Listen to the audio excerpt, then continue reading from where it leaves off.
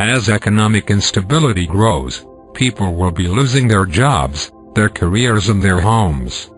It is already happening in so many places. You will see more social disorder, particularly in large and expanding cities, but also in rural areas as local economies begin to collapse.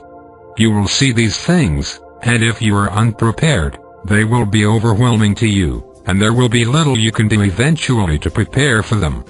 That is why this time is so important, to see what others cannot see, to feel what others will not feel, and to do what others will not do.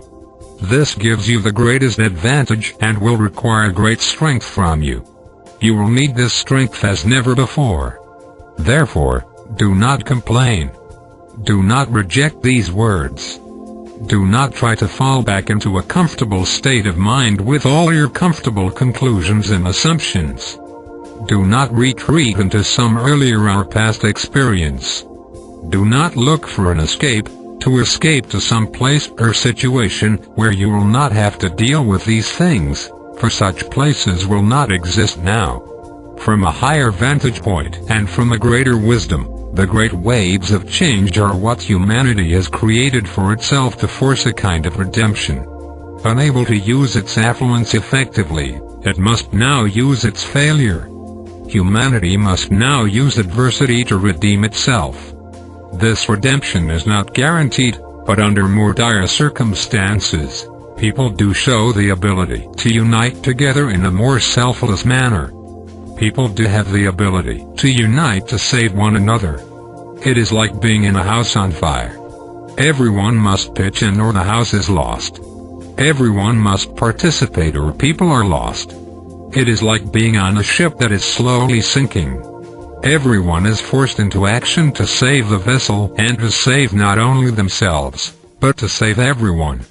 The great waves of change will require this kind of selfless action increasingly, and for those who can cultivate this selfless approach to life, they will be in a position to lead others, to help others, to rescue others and to empower others. Those who are worshipped and idolized today may be replaced by a whole different set of leaders whose skills and whose compassion raise them above everyone else. Those who are glamorous, those who are famous, those who are beautiful, those who are charming, what will they offer to a world in decline? Their chances are no better than the average person, and in some cases much worse. This will require a different kind of strength from people. A core strength, the strength of knowledge. This will require greater integrity, greater wisdom and greater cooperation, the real merits and the real abilities of the human family.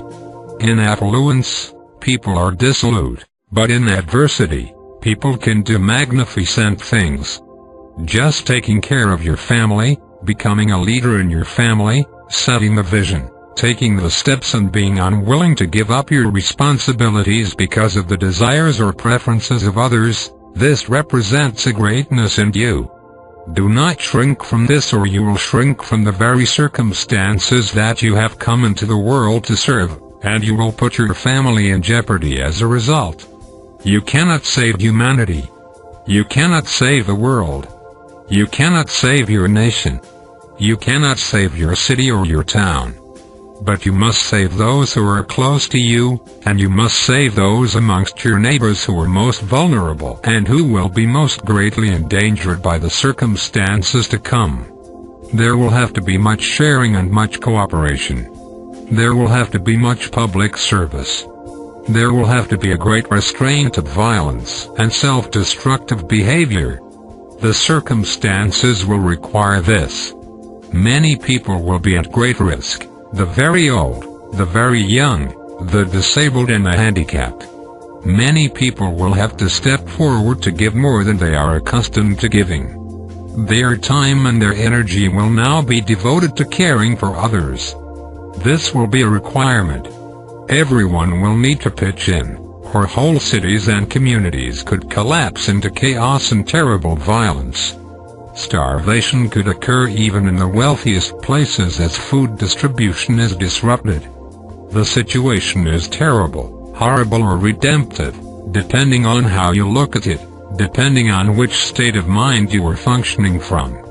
If you are functioning from your personal mind, then everything will look terrible, and you will want to deny it and dismiss it. If you cannot dismiss it, you will want to blame others for it and try to run away and fight and be someplace to hide.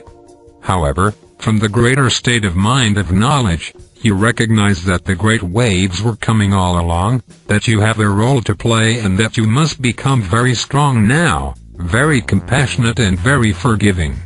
That is why taking the steps to knowledge is so important. It will secure your well-being and the well-being of your family and others whom you care for. Knowledge is not merely to have a high spiritual experience. Your very survival will depend upon it now, and your ability to be of service to others, for the needs of people will be far greater in the near future than they are today. Your spirituality will be about caring for people, feeding people, serving people and taking care of the world around you.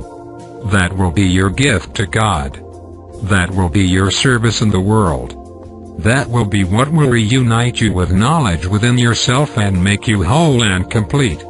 The very circumstances that people deny, reject, avoid and are terrified of are the very circumstances that could redeem them, that could unite them within themselves and that could make them powerful and whole, effective and fulfilled.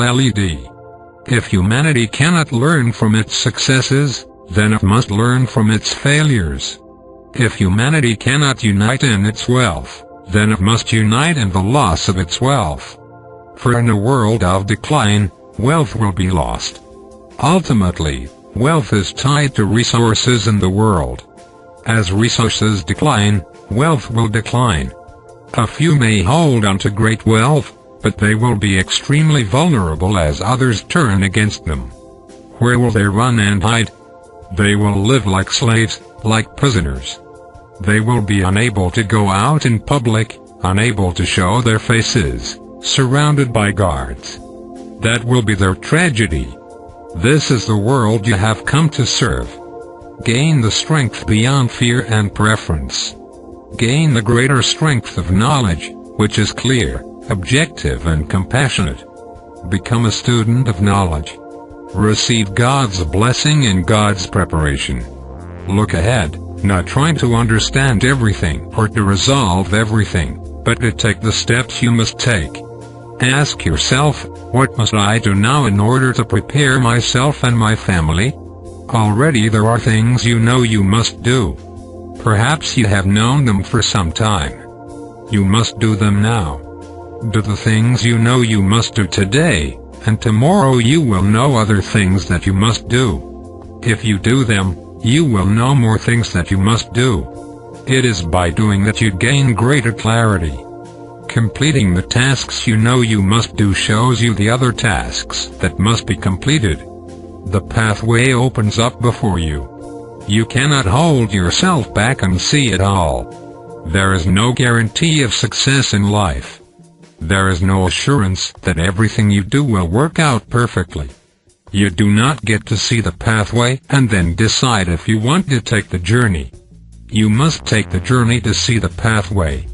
Knowledge within you knows what must be done. It knows how to respond to the world far beyond what your intellect is capable of. Yet even your intellect will have to be brought into great service here, working together with knowledge, uniting you within yourself, bringing all of your assets and your gained wisdom to bear. To know what to do beyond what you are doing now, you will have to complete what you are doing now, and then the next steps will appear. This is how the journey is revealed. And this is the journey that you must take.